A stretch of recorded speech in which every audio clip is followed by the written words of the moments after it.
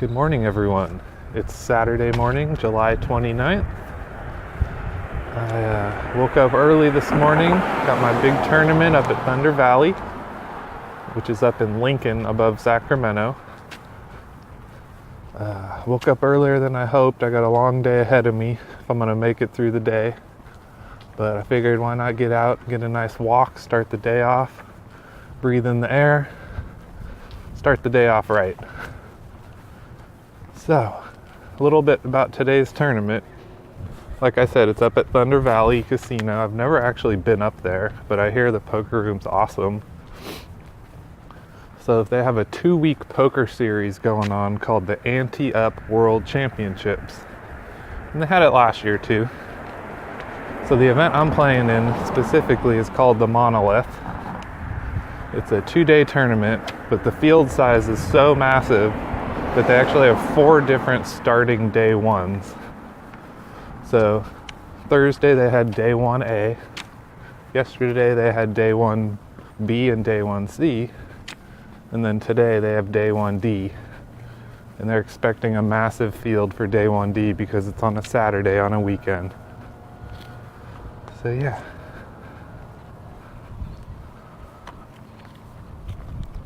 Yeah, so today's tournament, the Monolith, it's a $455 buy-in. It's actually going to be the 3rd largest tournament I have ever played in, so my adrenaline's definitely going to be flowing today. So we start with $20,000 in tournament chips. So there's no cash value on these chips, it's just tournament value chips. And you can't cash out. So you play your chips until you either lose them or you accumulate them all and you're the winner. So the blinds are going to start at 50 and 100, and the blinds are going to increase every 30 minutes. So today on the day 1, they're expecting I think we'll probably play for 12 hours because they could expect maybe 400 to 500 people. So on the previous 3 days, they've already had 503 entries. So this field could be up to 1,000 by the end of today, which is crazy. A little bit about last year's tournament. Wasn't quite as big. They had 767 players. The total prize pool was $285,000. First place paid around $45,000.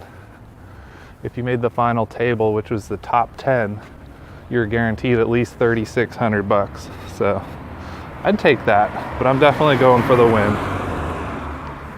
So in today's tournament, the top 15 players get paid, and the top 10% of the players move on to day 2, which is tomorrow, which is where all the big money happens. And I'm going up there, I got my bag packed in my car. If I happen to make day 2, I'm just gonna have to find a place to stay overnight, and then it's gonna restart tomorrow at 11 o'clock. So one fun thing I want to do on my video is introduce, every time I do a video, have a term of the day, a poker term of the day for those not so familiar with poker. So my very first term is one of my favorite terms. It's won me a lot of money over the years. So my word of the day is the nuts. So the nuts, also known as Nutter Butters, also known as the Stone Cold nuts. You can flop the nuts, you can turn the nuts, you can river the nuts, you can even be dealt the nuts. So what the nuts is, basically, is just the best hand possible at any time of a poker hand. So if you get dealt pocket aces and you get all in pre-flop, you got dealt the nuts, the best hand possible. Let's say you see a flop and the flop comes 3, 4, 5, all rainbow. There's another term real quick. Rainbow means the 3 cards on the flop, they're all different suits. So there's no flush possible. So anyway, so the flop comes 3, 4, 5. So the absolute nuts is if you're holding 6, 7 for the straight. The best hand you could make. Let's say the flop comes 2 of hearts, 10 of hearts, king of hearts. So if you're holding any ace, with another card and they're both the hearts, you flop the nut flush. Best hand possible. So now let's say the board by the river reads 2-2 ace king jack. So if you have a queen 10, you have a straight, but that's not the nuts because pocket deuces makes quad deuces. That's the nuts. So I plan to make the nuts a lot today. I plan to win a lot of chips with the nuts. The more nuts you have in poker, the more chips you're gonna end up with. So that's my fun term of the day. So back to last year's tournament, 78 players made it to day 2 with an average chip stack of 150,000. So, I followed Daniel Negreanu's poker blog, and he's big about setting goals, setting intentions, and following through with them. And I apply that to poker and to life. So my goal today is to win this tournament. I'm not driving 2 hours from San Ramon to min cash for a $100 profit. I'm going for the big prize. I'm looking for a 5-figure score. So my intention for the day is to end the day with 300,000 in chips. I figure that'll leave me maybe in the top 10 going into tomorrow with a serious chance to win. So I'm just gonna finish up my walk here, get my heart flowing. I'll check in when I get in the car on my way up. All right, later. What's up, guys? I'm on my way. Just leaving San Ramon now. Like I said earlier, got about just under 2 hours. I got to get there, get my player's card in order to register for the tournament. So I'm excited, man. Here we go. Let's do this.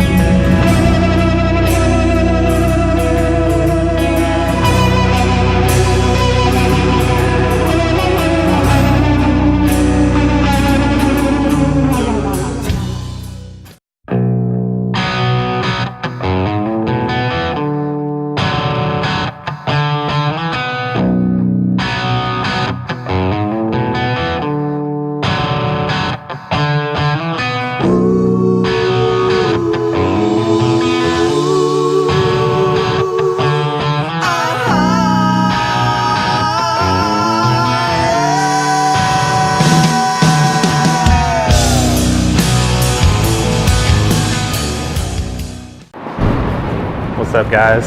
I just bought into the tournament at about an hour and a half. We're gonna go. I'm just gonna go to the car, get my stuff, hang out, check in a little bit. But we're probably good.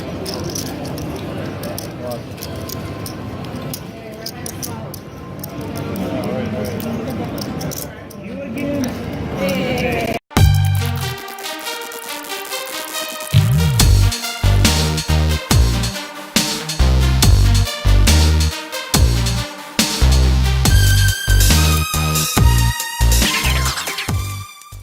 Here's my starting stack.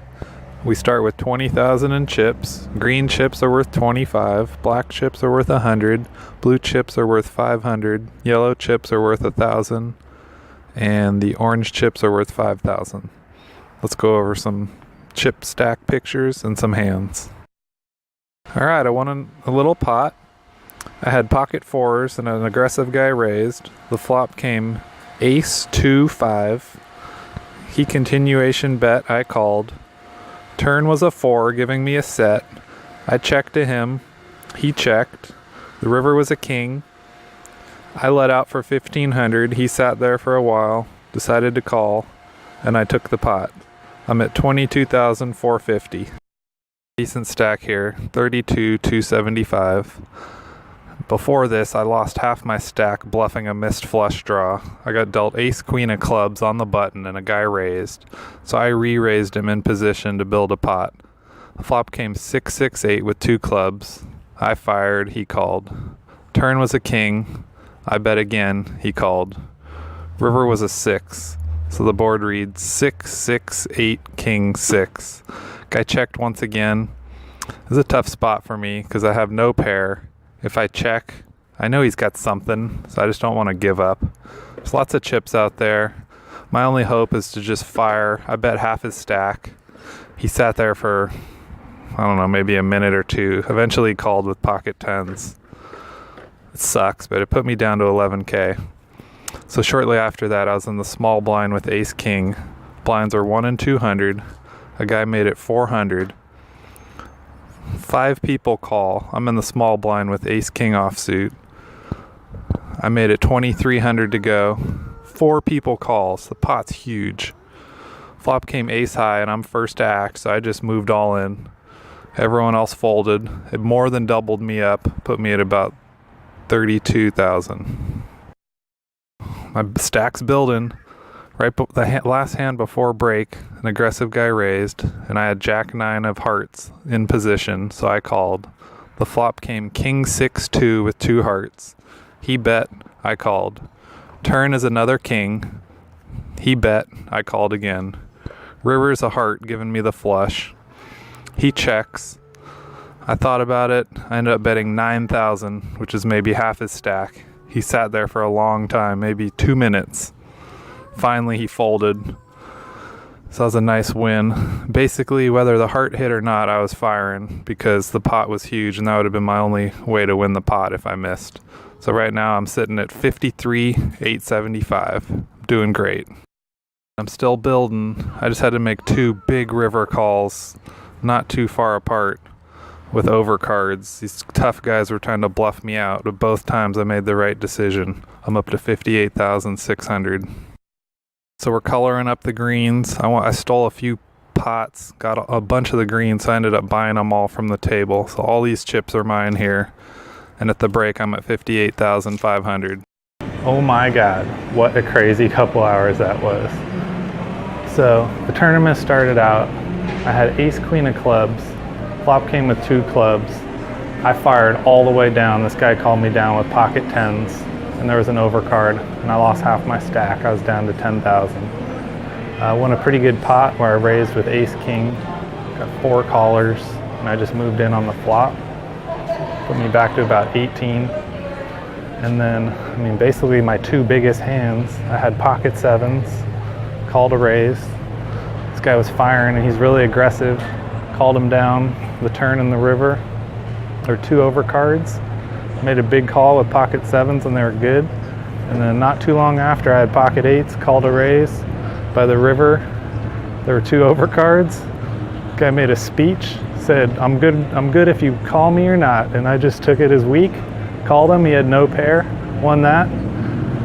I just ran it up to 58,500. Definitely a chip leader at my table. Gotta be one of the chip leaders in the whole tournament. So just gonna grab a bite to eat, keep this going. 300,000, here I come. All right, later. I have a massive stack, probably one of the biggest ones in the whole room. I'm going to do a hand analysis on this one hand because it was such a monster pot for me. So the guy to my right raised to 2,000. I had ace queen of diamonds. I called. And then a guy that I'm going to call aggro guy because he's just super aggressive. He re-raised to 7,000 on the button. Guy to my right called. I called. 3 players to the flop. Flop came queen high, so I flopped top pair, top kicker. Me and the guy to my right checked. Aggro guy bet 9,000. Guy to my right folded. I called. Turn was a blank. I checked. Aggro guy looked at me for a couple minutes. We locked eyes multiple times, then he checked. The river was a meaningless 5. So basically at this point, I know I'm good. Now the question is, do I bet or do I check? If I bet, it might fold out a marginal hand. Or if I happen to be beat by a weird straight or a set that I didn't see coming, I don't want to bet and then be raised out and be in a tough spot for my whole stack. So checking allows him to think that a decent pair is probably good here, because I check called the flop and checked the turn. Also, if he's on a bluff, I want to let him hang himself even more. So I decide to check, and he bets 14,500. I call rather quickly. He had king queen for top pair with a worse kicker. I took down a pot worth about 81,000. So right now I'm sitting at 92,700, and I'm in awesome shape. I've lost quite a bit of my stack. I'm still in it though. The big pot I lost, I had 2 9s under the gun, and I raised it up, folded around to the big blind. He called. Flop came jack high with 2 hearts, so there's an overcard. Guy checked. I've continuation bet. He check raised me. Because there were 2 hearts, I was thinking maybe he might have hearts, and he was a big stack and a good player, so I called. Turn came a queen. And then he checked to me. Me calling that check raise looks pretty strong. So when he checked to me, I can represent, in case he had the jack, I can represent the queen or represent a bigger hand. So I bet 14,000. He called. River came a meaningless card. He checked. At this point, I have third pair because there's a queen and a jack out there. I might have the best hand. I might not. But I didn't want to risk my stack, so I checked. He showed me pocket kings and took down the pot. So I folded quite a few hands. I got ace king. Guy raised. I re-raised. He moved all in. I called. I had ace king. He had 2 10s. It was a coin flip. I flopped a king and got a much needed double up. Blinds are about to be 1,000, 2,000. I need to get lucky here soon, and I have 63,000 in chips. What's up, guys? I'm in another break. It's about 6:30. So I've been playing for 7.5 hours. I'm getting tired. It's been kind of brutal, up and down. I was all the way down. I made it. My high point was about 85,000. Went all the way down to 40. Doubled up with ace king against 10s. Lost some. I've been blinded off. I got 56,000. Blinds are about to be 1,500, 3,000. So I'm gonna have about 20 big blinds. There's 90 players left, 47 make the money, and 36 go on to day 2. So I need some pretty good hands. Guys are pretty aggressive, but you know, just gotta do what I gotta do. I'm gonna eat a little food. Hopefully I'll check back with about 200 G's. All right, bye. What's up, guys? It's just before 8. Not exactly what I was hoping you'd see right now. So obviously this means I'm out. And we're about 30 people short of the money, so I didn't make the money, didn't make day 2, but I had a hell of a run, and I'm proud as hell of how I played today. It's probably one of the best tournaments I've ever played. I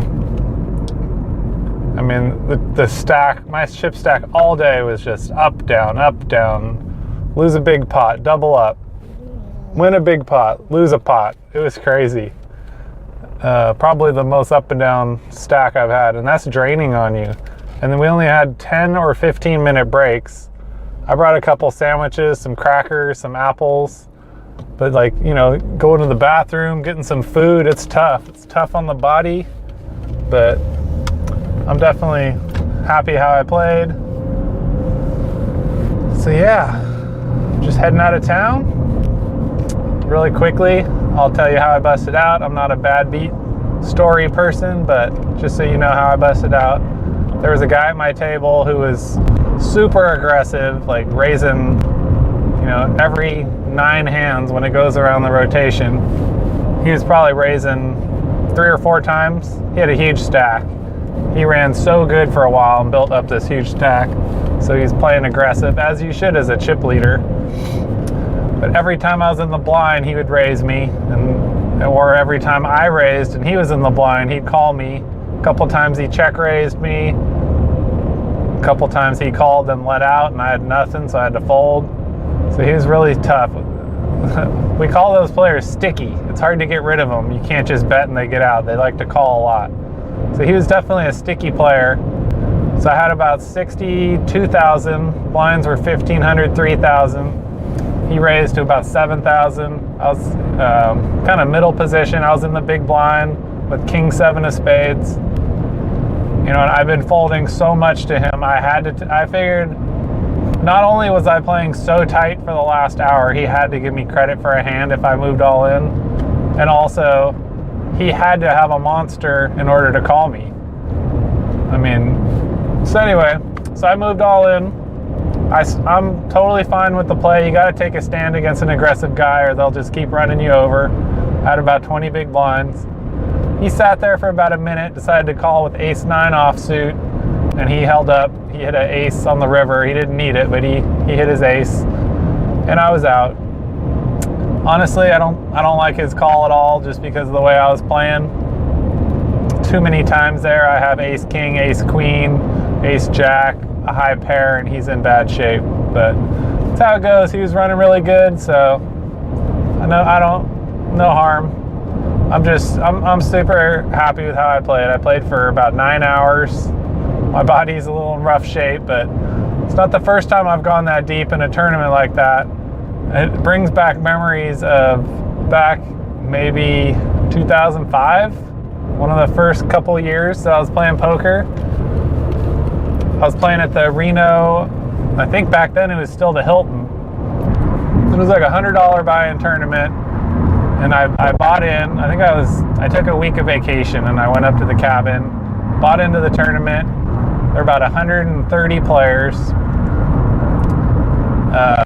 The top 10 players, I believe, got an entry into a free roll the next day for another tournament. And then the top 9 players were in the money. So I made the final 10. Out of 130 people, I busted out in 10th on the bubble, got no money, but I qualified for the free roll the next day. So the next day I went back, there were about 107 players in the free roll, and like first place was at least 10,000, and that's a free roll. Guess what I did? I bubbled again. 2 days in a row, over 100 people per field, and I bubbled. So this doesn't feel as bad as that did. That one hurt for a while. There is some good news. So when I signed up for the tournament today, I was about an hour early, so I went back to my car to charge my phone.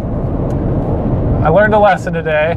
I was charging my phone, turned my ignition on, but not the engine, just the electronics, so I could charge my phone. So about 20 minutes later, my car dies. Battery dead. My phone's charged, but I have no car. So I'm like, great, I'll just deal with this later. You know, if I would have made day 2, I would have had to get AAA, get an Uber, get a room to stay. I mean, I'd have figured it out. It's not a big deal, but it's nice that after I busted out, I went to my car just started so I could go home, because that's pretty exciting. So anyway, I'm on my way home. I'm super happy with today. I hope you guys enjoy the video and the hands that I go over and just the chronicle of the day. I'm sure you guys realize tournament poker is not easy. When 10% or 12% of the field make the money, that's like, what, 1 out of every 8 tournaments you play, you're gonna cash, if all else is even. So I'm not too heartbroken. I had a great time. I played well. Good memory. That's what it's all about. So, all right, I'll check in with you guys soon.